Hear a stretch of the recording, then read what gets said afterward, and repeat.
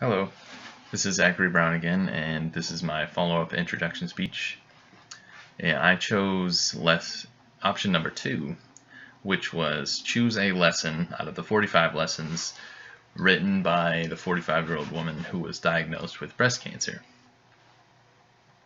I chose this one because immediately I resonated with the amount of lessons that I've been through, many lessons in my life, and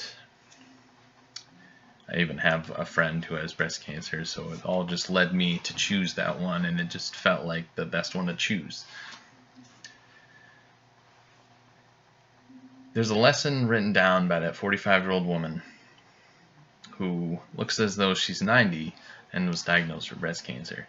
And on the night she was diagnosed, which is on her 45th year of living, she wrote down the lessons she'd learned throughout her life. The lesson that I chose was you don't have to win every argument. Agree to disagree.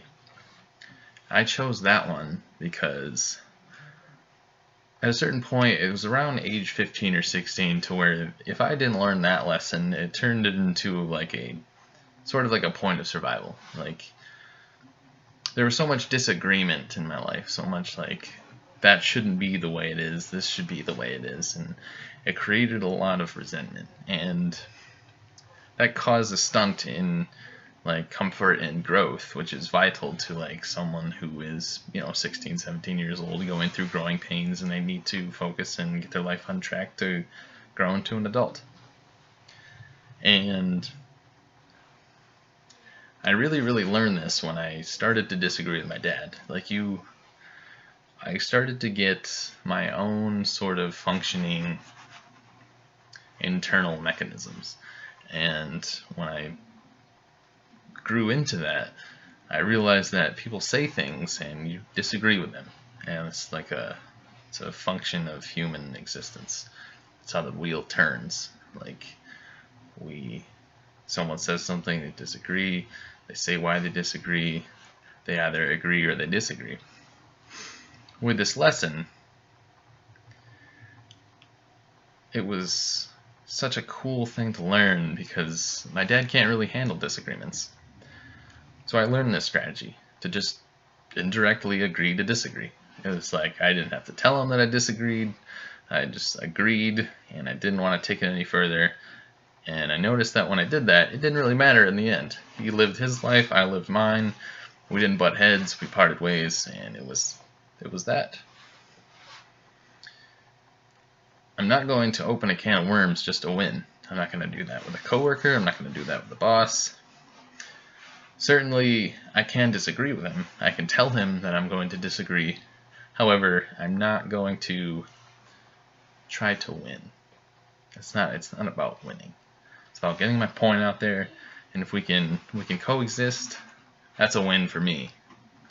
That's a win for all of us, honestly. Even though it's not about the win. I truly believe it's about coexisting.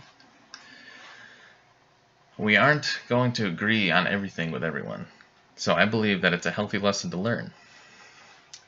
And it was pretty cool because I was talking about this with my brother. I brought it up. I was like, hey, I was going through these 45 lessons. It's pretty cool.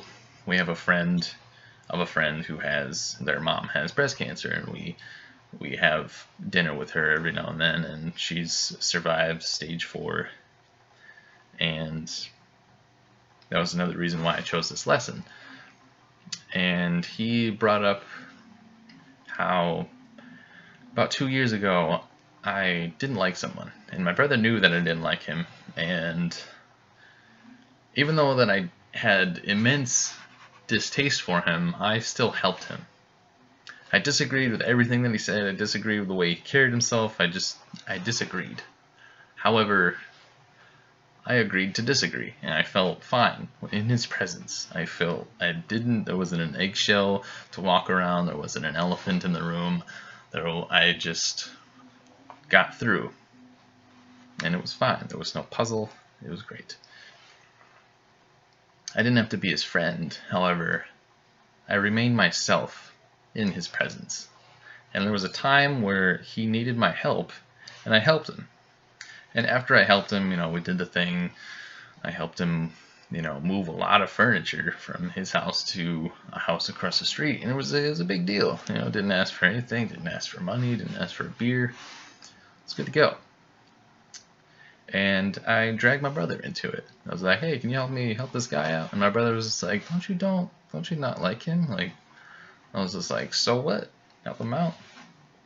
If I needed him, I would hope he'd be there to help me." And that's not my internal motive. It's not my only motive to help him, but hey, you know what? I help him, he helps me. We forget our disagreements and we agree to disagree. It keeps the world moving. But all in all, I like helping people. And maybe I helped him because maybe I thought he was better because nobody helped him. It's just an idea. But thanks for listening. Goodbye.